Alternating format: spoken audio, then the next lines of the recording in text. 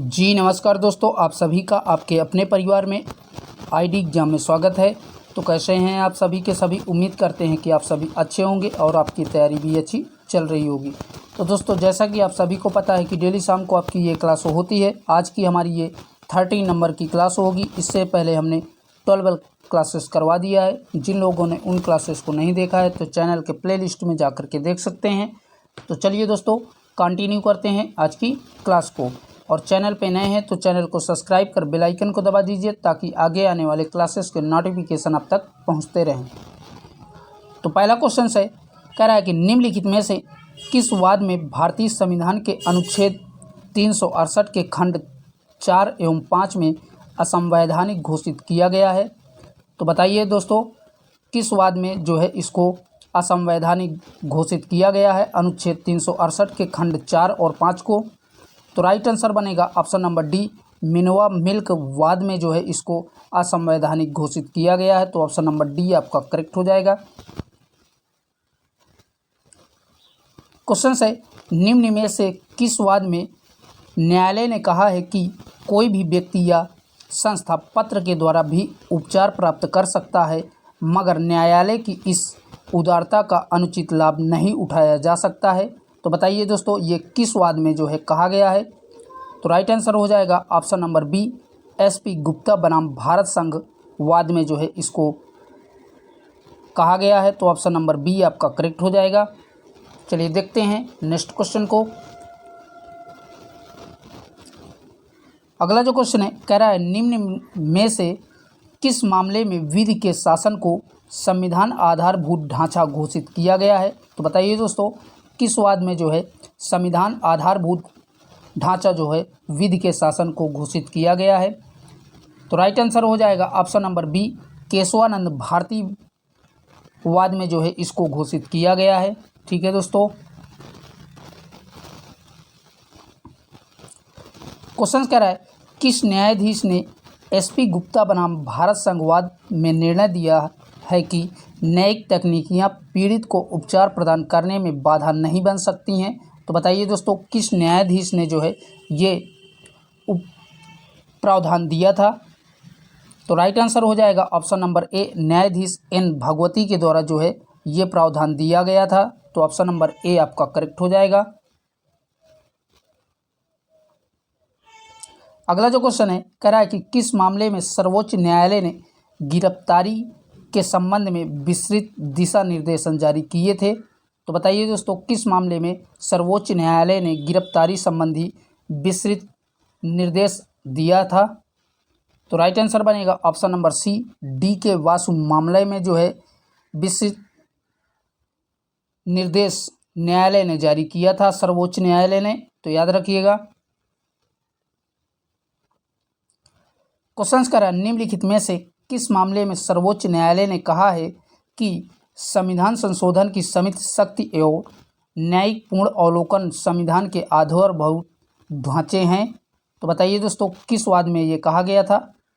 तो right answer हो जाएगा ऑप्शन नंबर सी, मिनवा मिल्क वाद में कहा गया था। तो ऑप्शन नंबर सी आपका करेक्ट हो जाएगा।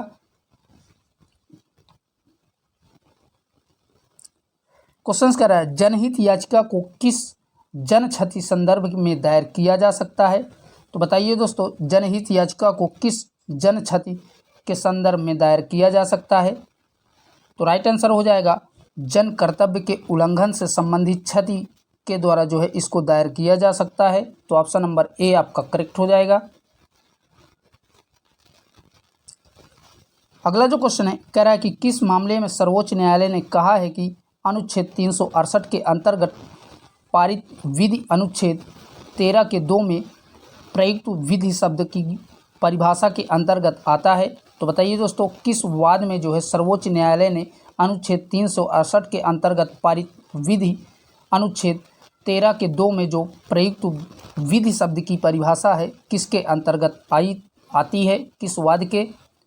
तो राइट आंसर हो जाएगा ऑप्शन नंबर सी, गोकुलनाथ का मामला, यही इसका सही जवाब हो जाएगा। ठीक है दोस्तों, और दोस्तों ये सारे के सारे प्रीवियस ईयर क्वेश्चंस हैं।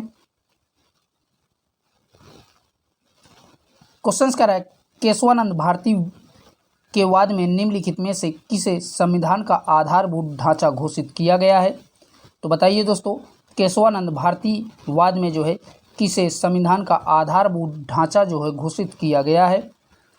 तो राइट आंसर बनेगा विधि के शासन को जो है केशवानंद भारती वाद में संविधान का आधारभूत ढांचा घोषित किया गया है। ठीक है दोस्तों, चलिए देखते हैं नेक्स्ट क्वेश्चन को। क्वेश्चन कह रहा है, निम्नलिखित में से किस मामले में सर्वोच्च न्यायालय ने कहा है कि उद्देशिका संविधान का भाग नहीं है? तो बताइए दोस्तों, किस मामले में कहा गया है कि उद्देशिका जो है संविधान का भाग नहीं है? किस में जो है सर्वोच्च न्यायालय ने कहा था, किस वाद में? तो राइट आंसर हो जाएगा इन री बेउबरी वाद में जो है सर्वोच्च न्यायालय ने कहा था कि उद्देशिका संविधान का भाग नहीं है। तो ऑप्शन नंबर बी आपका करेक्ट हो जाएगा।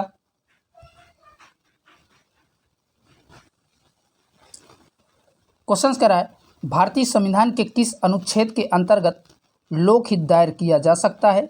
तो बताइए दोस्तों, लोकहित दायर किस अनुच्छेद के अंतर्गत किया जा सकता है? ऑप्शंस हैं अनुच्छेद 365, दूसरा है अनुच्छेद 32, तीसरा है अनुच्छेद 226 और लास्ट कह रहा है बी व सी दोनों। तो राइट आंसर हो जाएगा ऑप्शन नंबर डी, बी व सी दोनों, अर्थात अनुच्छेद 32 और अनुच्छेद 226 के तहत जो है लोकहित दायर किया जा सकता है। ठीक है दोस्तों,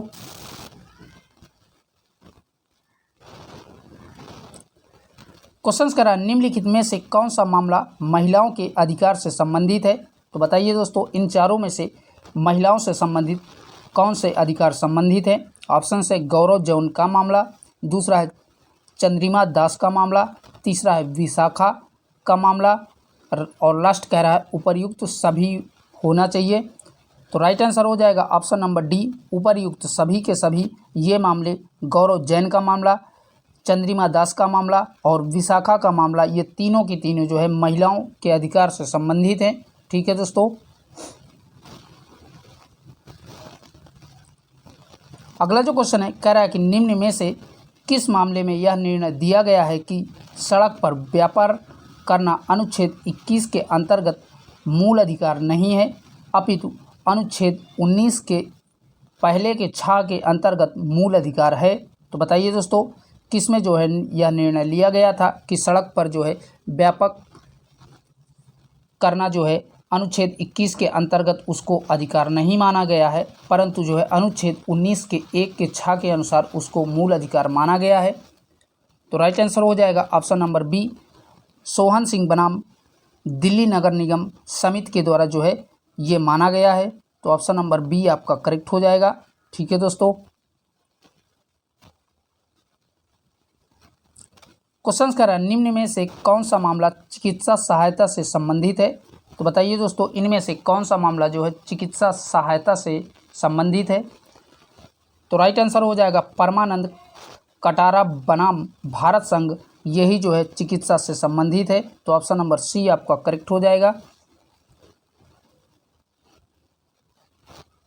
अगला जो क्वेश्चन है कह रहा है कि दिल्ली डोमेस्टिक वर्किंग फोरम बनाम यूनियन ऑफ इंडिया के मामले में निम्नलिखित में से किसे मूल अधिकार घोषित किया गया है?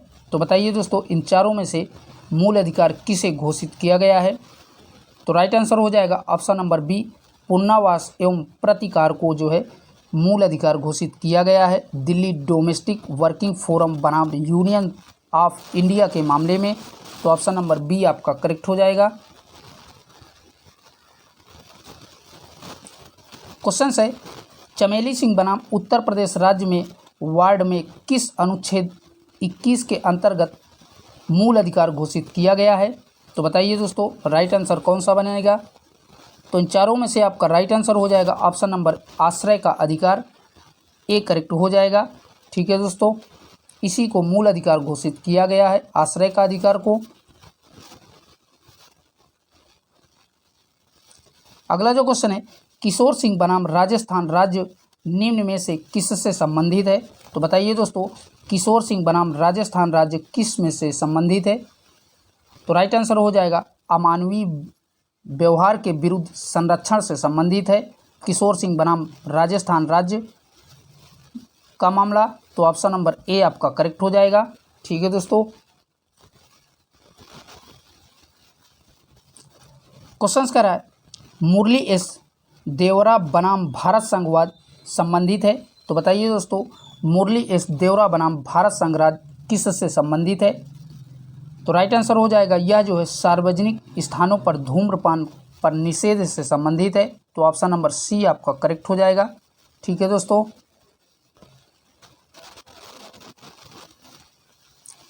क्वेश्चन से निम्न में से कौन सा मामला राष्ट्रगान से संबंधित है? मोस्ट इंपॉर्टेंट है। तो बताइए दोस्तों, कौन सा मामला राष्ट्रगान से संबंधित है? तो राइट आंसर हो जाएगा संजीव भटनागर बनाम भारत संघराज, यही जो है राष्ट्रगान से संबंधित है। तो ऑप्शन नंबर डी आपका करेक्ट हो जाएगा। अगला जो क्वेश्चन है कह रहा है कि लोकहितवाद दायर किया जा सकता है। तो बताइए दोस्तों, लोकहितवाद कैसे दायर किया जा सकता है? तो राइट आंसर हो जाएगा किसी भी व्यक्ति या संस्था द्वारा जो है लोकहित दायर किया जा सकता है। तो ऑप्शन नंबर सी आपका करेक्ट हो जाएगा। क्वेश्चन से किस मामले में सर्वोच्च न्यायालय ने कहा है कि पुलिस अभिरक्षा में मृत्यु होना विधि शासन द्वारा शासित सभ्य समाज में सबसे खराब अपराध है? तो बताइए दोस्तों, ये किस मामले में कहा गया है? तो राइट आंसर हो जाएगा ऑप्शन नंबर सी करेक्ट हो जाएगा। डी के बासु बनाम पश्चिम बंगाल राज्य में जो है ये कहा गया है इसी मामले में कि पुलिस अभिरक्षा में मृत्यु होना विधि शासन द्वारा शासित सभ्य समाज में सबसे खराब जो है अपराध है। ये जो है डी के वासु बनाम पश्चिम बंगाल वाद में जो है कहा गया है। चलिए देखते हैं नेक्स्ट क्वेश्चन को। क्वेश्चन कह रहा है सूचना का अधिकार अधिनियम 2005 लागू हुआ होता है। तो बताइए दोस्तों, कहाँ पर ये लागू किया जाता है सूचना का अधिकार अधिनियम 2005? तो राइट आंसर हो जाएगा यह जो है संपूर्ण भारत में जो है 2005 में लागू किया जाता है।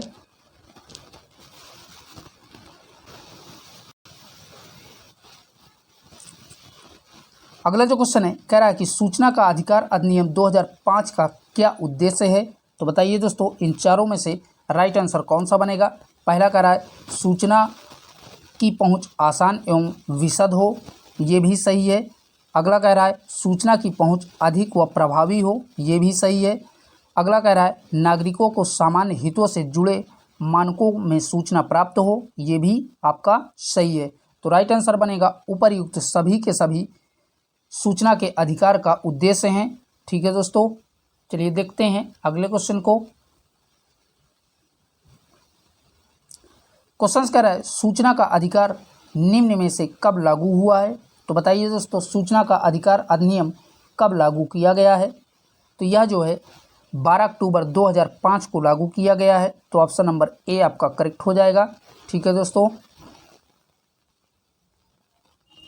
क्वेश्चन है सूचना का अधिकार विधेयक निम्न में से किस राष्ट्रपति के शासनकाल में लागू हुआ है? तो बताइए दोस्तों, सूचना का अधिकार विधेयक किस राष्ट्रपति के शासनकाल में लागू किया गया था?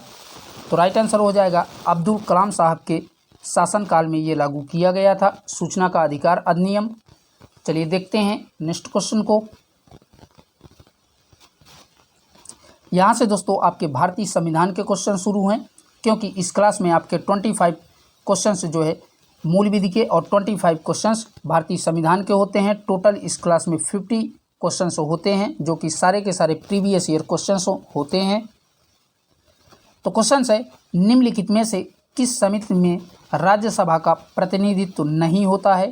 तो बताइए दोस्तों, किस समिति में राज्यसभा का प्रतिनिधित्व नहीं होता है? तो राइट आंसर बनेगा आकलन समिति में राज्यसभा का कोई भी प्रतिनिधित्व नहीं होता है। तो ऑप्शन नंबर सी आपका करेक्ट हो जाएगा। चलिए देखते हैं नेक्स्ट क्वेश्चन को। क्वेश्चन कह रहा है रेलवे अंचलों के लिए संसद सदस्यों की परामर्श समिति का गठन किया जाता है। तो बताइए दोस्तों, किसके द्वारा जो है रेलवे अंचलों के लिए सदस्यों का गठन किया जाता है? तो राइट आंसर हो जाएगा संसदीय कार्य मंत्रालय द्वारा जो है गठन किया जाता है। तो ऑप्शन नंबर सी आपका करेक्ट हो जाएगा।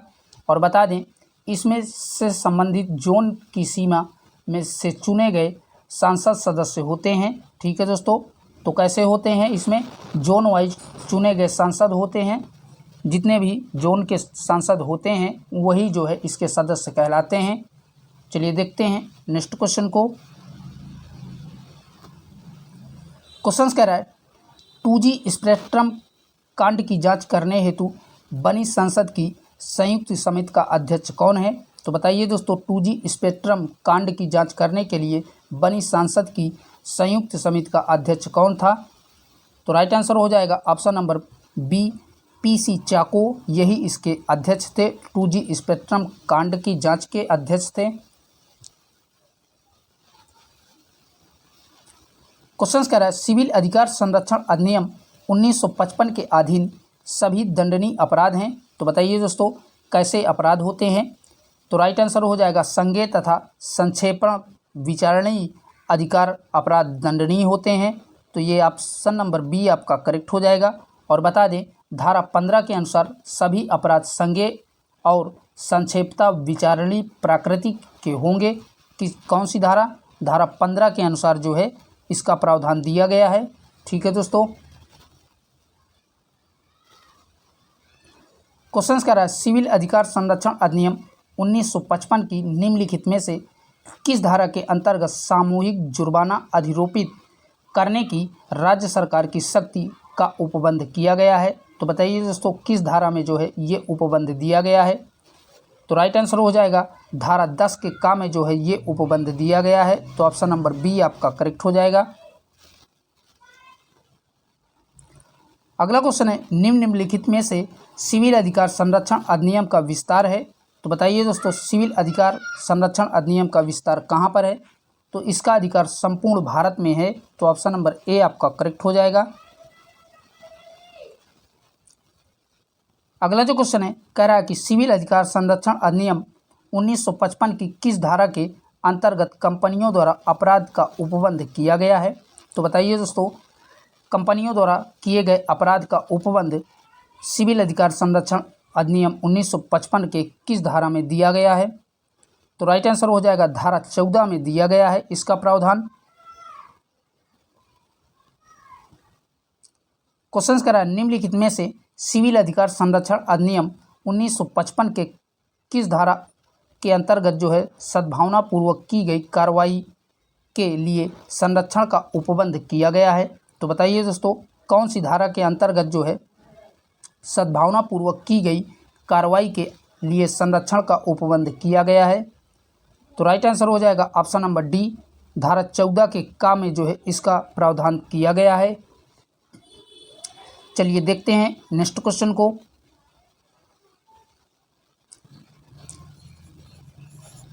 क्वेश्चन कह रहा है निम्न का मिलान कीजिए। तो एक तरफ आपका सूची फर्स्ट दिया है और दूसरी तरफ आपका सूची सेकंड दिया हुआ है। तो सूची फर्स्ट को सूची सेकंड से मिलान करना है। यहाँ पर दोस्तों यहाँ पर टाइपिस्ट से थोड़ा मिस्टेक हो गई है, यहाँ पर 1876 होना चाहिए। तो आपको सूची फर्स्ट को सूची सेकंड से मिलान करना है। तो पहला कह रहा है भारतीय शस्त्र अधिनियम। तो भारतीय शस्त्र अधिनियम जो है 1878 में हुआ था, तो ए का दूसरे से। अगला कह रहा है शाही पद अधिनियम। तो ये जो है शाही पद अधिनियम 1876 में हुआ था, तो बी का पहले से। अगला कह रहा है भारतीय विवाह विच्छेद अधिनियम। तो भारतीय विवाह विच्छेद अधिनियम जो है 1869 में हुआ था, तो सी का तीसरे से। और लास्ट कह रहा है भारतीय उच्च न्यायालय अधिनियम। तो ये जो है 1861 को हुआ था, तो ये आमने सामने ही इसका मिलान हो जाएगा। तो दोस्तों इस तरह से इसका मिलान हो जाएगा। स्क्रीनशॉट लेना चाहते हैं तो ले सकते हैं, मोस्ट इम्पॉर्टेंट है। ये आपका 2017 का पूछा हुआ क्वेश्चन है। चलिए देखते हैं नेक्स्ट क्वेश्चन को। क्वेश्चन कह रहा है घरेलू हिंसा से महिला संरक्षण अधिनियम लागू हुआ है। तो बताइए दोस्तों, घरेलू हिंसा से महिला संरक्षण अधिनियम लागू कब हुआ है? तो यह जो है 26 अक्टूबर 2006 को लागू किया गया है। तो ऑप्शन नंबर डी आपका करेक्ट हो जाएगा। चलिए देखते हैं नेक्स्ट क्वेश्चन को। क्वेश्चन कह रहा है निम्नलिखित में से कौन सा सामाजिक अधिनियम नहीं है? तो बताइए दोस्तों, इनमें से कौन सा सामाजिक अधिनियम नहीं है? तो राइट आंसर हो जाएगा मीसा जो है सामाजिक अधिनियम नहीं है। और बता दें मीसा नामक अधिनियम जो है वर्ष 1971 में बनाया गया था, परंतु इसे जो है 1977 में निरस्त कर दिया गया है। तो याद रखिएगा कब बना था भैया, 1971 में इसको बनाया गया था, लेकिन 1977 में इसको निरस्त कर दिया गया है। चलिए देखते हैं अगले क्वेश्चन को। क्वेश्चन करा है क्रिमिनल ट्राइब्स एक्ट सर्वप्रथम कब अधिनियमित हुआ है। तो बताइए दोस्तों क्रिमिनल ट्राइब्स एक्ट सर्वप्रथम कब जो है अधिनियमित किया गया था। तो राइट आंसर हो जाएगा इसे जो है 1871 में अधिनियमित किया गया था। तो ऑप्शन नंबर सी आपका करेक्ट हो जाएगा। चलिए देखते हैं नेक्स्ट क्वेश्चन को। क्वेश्चन करा है अनुसूचित जाति और अनुसूचित जनजाति अत्याचार निवारण अधिनियम 1989 प्रवृत्त हुआ है। तो बताइए दोस्तों ये जो है अनुसूचित जाति और अनुसूचित जनजाति अत्याचार अधिनियम कब लागू किया गया है। तो यह जो है 30 जनवरी 1990 को लागू किया गया है। तो ऑप्शन नंबर बी आपका करेक्ट हो जाएगा। क्वेश्चन करा है अनुसूचित जाति और अनुसूचित जनजाति अत्याचार निवारण अधिनियम 1989 के उद्देश्यों को क्रियान्वित करने के लिए नियम बनाने का अधिकार किसे प्राप्त है। तो बताइए दोस्तों इसमें अनुसूचित जाति और अनुसूचित जनजाति अत्याचार निवारण अधिनियम में नियम कानून बनाने का अधिकार किसे प्राप्त है। तो राइट आंसर हो जाएगा इसमें जो है केंद्र सरकार को अधिकार प्राप्त है। तो ऑप्शन नंबर बी आपका करेक्ट हो जाएगा।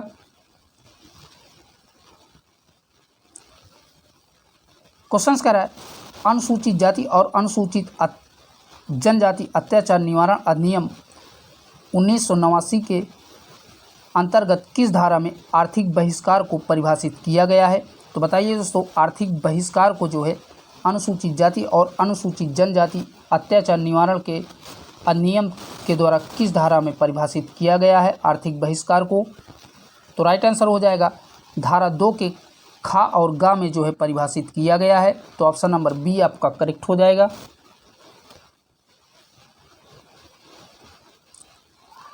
क्वेश्चन कह रहा है अनुसूचित जाति और अनुसूचित जनजाति अत्याचार निवारण अधिनियम के अंतर्गत अपराधों का निवारण करने के सेशन न्यायालय को विशेष न्यायालय के रूप में विनिर्दिष्ट करने का प्रयोजन है।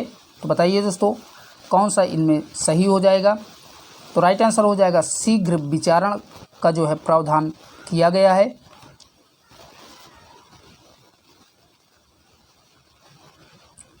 क्वेश्चन कह रहा है अनुसूचित जाति और अनुसूचित जनजाति अत्याचार निवारण अधिनियम 1989 के अंतर्गत किसी लोक सेवक द्वारा धारा 3 के अधीन अपराध किए जाने पर कम से कम दंड का प्रावधान है। तो बताइए दोस्तों कितने दिनों का जो है प्रावधान किया गया है धारा 3 के अनुसार।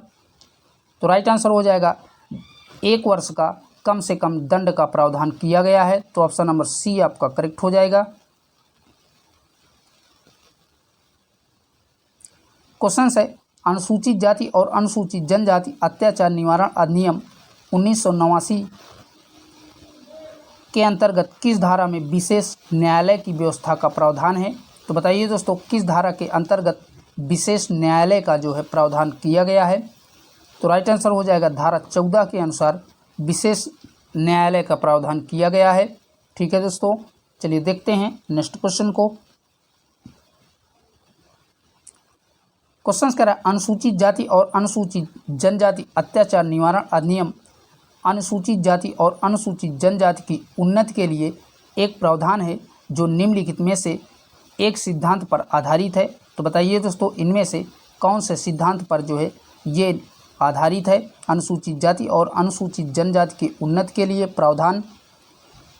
तो राइट आंसर हो जाएगा ऑप्शन नंबर सी संरक्षा विभेद का सिद्धांत। यही जो है अनुसूचित जाति और अनुसूचित जनजाति के उन्नति के लिए एक प्रकार का प्रावधान है भारतीय संविधान में।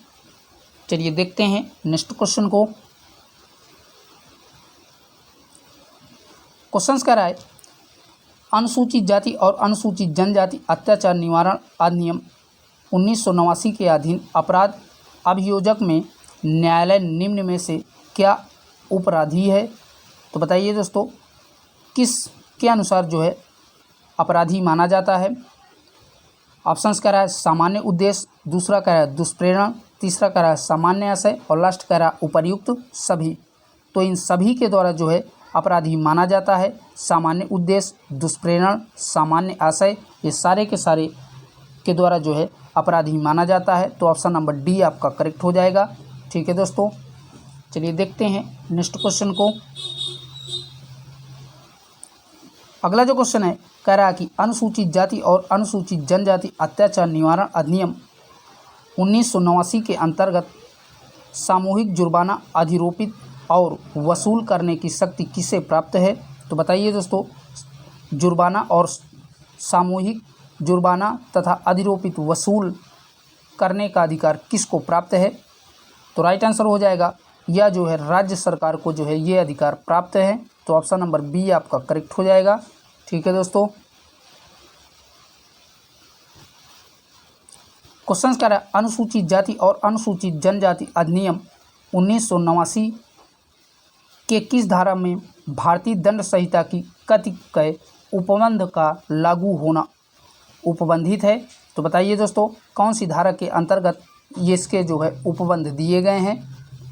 तो राइट आंसर हो जाएगा धारा 6 के अंतर्गत जो है इसके प्रावधान दिए गए हैं। ठीक है दोस्तों, चलिए बढ़ते हैं नेक्स्ट क्वेश्चन की ओर। क्वेश्चन कह रहा है अनुसूचित जाति और अनुसूचित जनजाति अत्याचार निवारण अधिनियम 1989 के अंतर्गत निम्न में से क्या पूर्ण रूप से निषिद्ध है? तो बताइए दोस्तों, इनमें से कौन सा पूर्ण रूप से निषिद्ध है अनुसूचित जाति और अनुसूचित जनजाति अत्याचार निवारण अधिनियम के माध्यम में? तो राइट आंसर हो जाएगा गिरफ्तारी के पूर्व जमानत का अधिकार, यही जो है निषिद्ध है। ठीक है, अर्थात कहने का मतलब किसी भी व्यक्ति को गिरफ्तारी से पहले उसकी जमानत नहीं दी जाएगी, उसको जो है पहले गिरफ्तार किया जाएगा, फिर उसकी जमानत मंजूर की जाएगी। ठीक है दोस्तों, चलिए देखते हैं अगले क्वेश्चन को।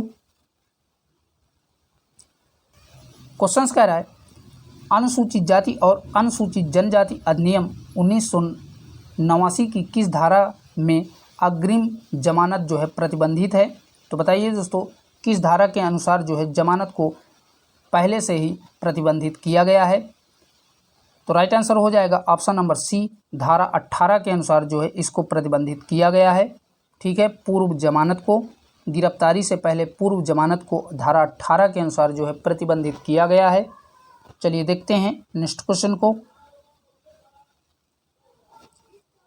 क्वेश्चन कह रहा है अनुसूचित जाति और अनुसूचित जनजाति अत्याचार निवारण अधिनियम 1989 के अधीन विशेष न्यायालय निम्न में से कौन सी शक्ति प्रयोग नहीं कर सकता है? तो बताइए दोस्तों, इस अधिनियम के अनुसार जो है विशेष न्यायालय कौन सी शक्ति प्रयोग नहीं कर सकता है? तो राइट आंसर हो जाएगा ऑप्शन नंबर डी करेक्ट हो जाएगा, सामूहिक जुर्माना आरोपित करना, यही जो है शक्ति विशेष न्यायालय जो है इसको शक्ति नहीं प्राप्त है। ठीक है दोस्तों, और बाकी संपत्ति का समाहरण और व्यक्ति की माप लिया जाना और व्यक्ति को हटाया जाना, ये सारे अधिकार विशेष न्यायालय के हैं, परंतु जो है सामूहिक जुर्माना और अधिरोपित करना ये जो है विशेष न्यायालय का शक्ति नहीं है। ठीक है दोस्तों, तो दोस्तों आज के लिए इतना ही। यहीं तक आपकी क्लास में मोस्ट प्रीवियस ईयर क्वेश्चन थे जो कि हमने आपके साथ कवर किया, और क्लास को ज़्यादा से ज़्यादा अपने दोस्तों में शेयर कर दीजिए। और भैया अभी तक आप लोगों ने चैनल को सब्सक्राइब नहीं किया है तो प्लीज़ उसे भी आप सभी सब्सक्राइब कर दीजिए। फिर मिलेंगे इसकी क्लास 14 लेकर के, तब तक के लिए बाय बाय, टेक केयर, जय हिंद।